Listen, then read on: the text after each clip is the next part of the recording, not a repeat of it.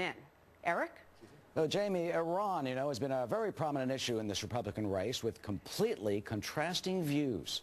On one hand, you got Ron Paul, who says Iran does not threaten American security, and he calls claims that Iran is pursuing a nuclear weapon, quote, war propaganda. Yet on the other hand, Rick Santorum has praised the assassinations of Iranian nuclear scientists. He calls it a, quote, wonderful thing. Mitt Romney says Iranian President Mahmoud Ahmadinejad should be indicted. This is Ahmadinejad claims he will make a big announcement about Iran's nuclear program shortly. Can Iran be stopped? Well, joining us now is former presidential candidate and mayor of New York City, Rudy Giuliani. Mr. Mayor, welcome. Thank you for coming in. Nice to be with you, Shawn. Morning. First, let me start with what happened yesterday. 2 wins for Mitt Romney within 2 hours. CPAC, a surprise, and also Maine. Some thought Paul would pull it out. Your reaction? I think it's an example of how this race has gone up and down. Gingrich wins, then Romney wins, then Santorum wins. Now, Romney has won several. I still think it's an open race. I think Governor Romney has the edge. There's no question about it. But Rick Santorum is definitely in there, still has a real chance to prove himself. I think Newt, who has 9 lives, he's probably used up 6 of them already, maybe 7. But he's got a couple more to use up. So I don't know. We're going to have to see. I mean, and I think Sarah Palin's absolutely right. They should now stop the negative campaigning against each other. We know all the distinctions between them. Most of it's about their prior record. I'd like to hear them talk about what they would do about Iran, what they would do about North Korea, what they're going to do about the economy, taxes, health care, the deeper issue on this forcing the Catholic institutions to provide contraception. I don't get that. Really hit a nerve. It's even bigger than this. We're not focusing on. Why should insurance companies and government force you to insure for contraceptives? I mean, are they going to have us have to insure for toothpaste? I mean, this is ridiculous. This is part of the overarching massive government takeover and telling us what to do about our health care. It's not just a moral issue. It's the human rights issue. Do you think that'll really boomerang on President Obama? Oh, I think so. If they backtrack from that? Yeah, perfect example of what has frightened Americans about Obamacare. It really is an attempt for the government to take over our medical decisions and dictate to us what we have to insure. And you think this has traction in the race? Beyond Catholics. I think it has deep traction. Speaking of frightening Americans and the issue of Iran and the Obama administration, you were very tough yesterday in the speech on the administration on Iran. We just heard from John Bolton in the last hour. Potentially, there are estimates that Iran could be able to assemble a nuclear bomb potentially within 6 to 12 months. What do you think? Well, I think that, first of all, I think those are realistic estimates. I thought the national security estimate that was put out in the middle of when I was running for president, late 2007, early 2008, that Iran had ceased its nuclear ambitions. I thought it was some kind of a sick political document trying to hurt President Bush, as opposed to everything I know about intelligence. And it's a good deal. I've been involved in that, as you know, for longer than I have politics. I have no doubt that Iran is on the way to establishing a nuclear weapon. I think they're very close. I can't tell you if it's 6 months, a year and a half, or 2 years, but it's in the foreseeable future. And forget about just a missile capacity. Keep focusing on their ability to hand off nuclear weapons to the terrorists they are presently employing, using, financing. They're the biggest sponsor of state terrorism in the world. Should the biggest sponsor of state terrorism in the world have nuclear weapons? Insane. Totally insane. You were very critical of the president, saying that he shouldn't write any more Dear Ayatollah letters. Yes, they're talking about the letters that he wrote. What is he thinking about? You called it, quote, a joke. I mean, but some would say, shouldn't you try to negotiate with them and talk with them? Yeah. If you are, 15 years old and totally immature, and you have no idea how power politics works, and you've never faced evil in your life, and had a sense that, hey, they've already told us they don't want to negotiate with us. And we've seen what happens when you beg dictators and tyrants to negotiate. They take advantage. Just read American history, and you'll learn that. You'll learn that from the 30s. You'll learn it from the 60s, 50s, and 60s. You'll learn it from what happened before the attack on the World Trade Center, with our not really responding effectively enough. He's writing them letters, Dear Ayatollah, please talk to me. Best regards, President Obama. And the Ayatollah has responded several times by saying, go to, you know where. Yeah, exactly. Well, hey, how about we get the point? Now, you know what the Ayatollah will respect? Not a letter, but a statement of strength. A statement that We will not allow you to become nuclear. We don't want to engage in military action against you. We want you to give us every reason not to. But if you don't, this is the strongest military on earth. And if you don't think we can take out your nuclear devices, you're out of your mind. I mean, that'll be target practice for us. Well, there's some thoughts that potentially in the spring or summer, Israel could launch a military strike, or maybe not. The sanctions are continuing. You've also got the assassinations of the nuclear scientists. I'm not sure Israel can do it.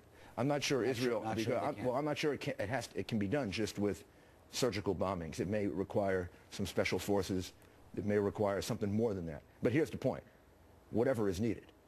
The question is it more dangerous to use military force to take out Iran as a nuclear power, or is it more dangerous to have a nuclear Iran? I say the latter is much more dangerous. And I think if you start talking tough and they start to believe it, I think the chance of having to use military force is lessened dramatically. What's missing from here is they figure they have President Obama predicted. This guy wants to write letters. He's begging to talk to us. From their point of view, that shows significant weakness. But the administration has backed sanctions and tougher sanctions. Well, they've lived with sanctions forever, and it doesn't really seem to stop them. And since you've got Russia vetoing the significant sanctions, and you've got China vetoing it, those are two big economies you can continue to deal with, and it really ameliorates a lot of the damage that the sanctions do. So they have like a safety valve that if that's not cut off, the sanctions only have half their impact, if that. You spoke yesterday at a conference about this. How do you see this playing out? I believe that if we don't become very serious and convince the Iranians that we will use significant military force to stop them, that they're going to just keep moving straight ahead. They will occasionally, I believe what Ahmadinejad is going to say is, hey, we're moving in this direction, but we're willing to talk. That's the dodge. That's how he gets all the left-wing, silly, romantic, dreaming about peace people to say, oh, let's negotiate with them, let's negotiate with them. He'll get a little more delay that way. I think we're going to have to be prepared to use military force, and we're going to have to give this signal that we're not so darn reluctant to do it. And I think that may create a different psychology. I also think, yesterday's conference was about the MEK. I think we should delist them as a terrorist organization. I think that would be a real shot in the face of Ahmadinejad and the Ayatollah. They've had this organization listed as a terrorist organization for years. There's a reason they're doing that. They're afraid of them. That's why they're doing it. It's a resistance organization of activists? It's a resistance organization that was involved in overthrowing the Shah, was involved on their side in the early days of the revolution. So they got a history back then. That's a bad one. But then all of a sudden, they became concerned with the excessive religious nature of the government. They turned, and over 100,000 have been slaughtered by the Ayatollah.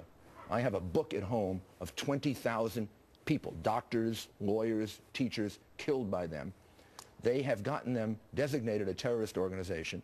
The Clinton administration did it back in the late 90s in order to ingratiate themselves to Iran, to talk when Rafsanjani became prime minister. Maybe a decent decision at the time. Didn't work out. As you heard, Louis Freeh, who was head of the FBI at the time, says there was no basis for declaring them a terrorist organization back then. There's no basis for it now. Well, some say there was a report this week that says that they're involved with the assassination of the nuclear scientists, that they're being trained by the Mossad to do that. They deny that. They deny it, and I believe that probably, I don't know what to believe. That may be true, may not be true. If they were involved, then I think they belong, as Time Person of the Year, right? Well, just think about that, right? What they're trying to do is they're trying to take out the Iranian regime. Well, the people who took out the Egyptian regime, the people who took out the Libyan regime, the people who were taking out the Assad regime and Occupy Wall Street were Time Person of the Year for protests. These people are trying to take out a regime that's 10 times worse than all of that combined. But some would say that killing a scientist, a civilian, is terrorism. Unless that scientist is working on a weapon of mass destruction that's going to be put in the hands of a maniac, would killing some of the German scientists who were working for Adolf Hitler on how we do human cloning, or how we develop the V rocket that could have ended up changing the balance, killing a few of those people, is that terrorism, or is that necessary, sensible policy? And why isn't everything then that happened in Egypt, Libya, how do we support those people? Were they terrorists? when they were killing members of the government, of the Mubarak government, killing members of the Gaddafi government. After all, they are going up against a government that has killed millions of people. The regime in Iran make Gaddafi, Mubarak, and even Assad look like, you know, not so bad. Finally, Mr. Mayor, what do you want the administration to do? What do you want this country? I want this administration to get realistic and get tough about Iran. Stop this nonsense about talking to them, which goes back to when he was debating Hillary Clinton, and Hillary Clinton told him to his face that he's naive. Stop it.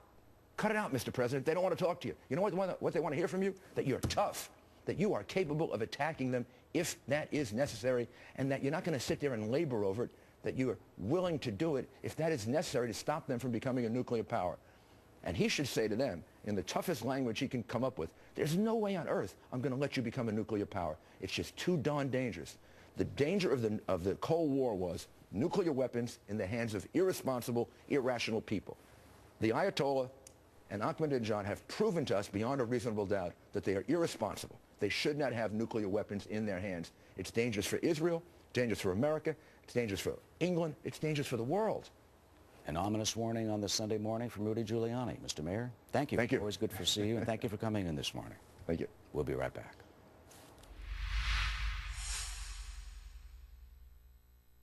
Looking good. You lost some weight. You noticed? These clothes are too big, so I'm donating them. How'd you do it?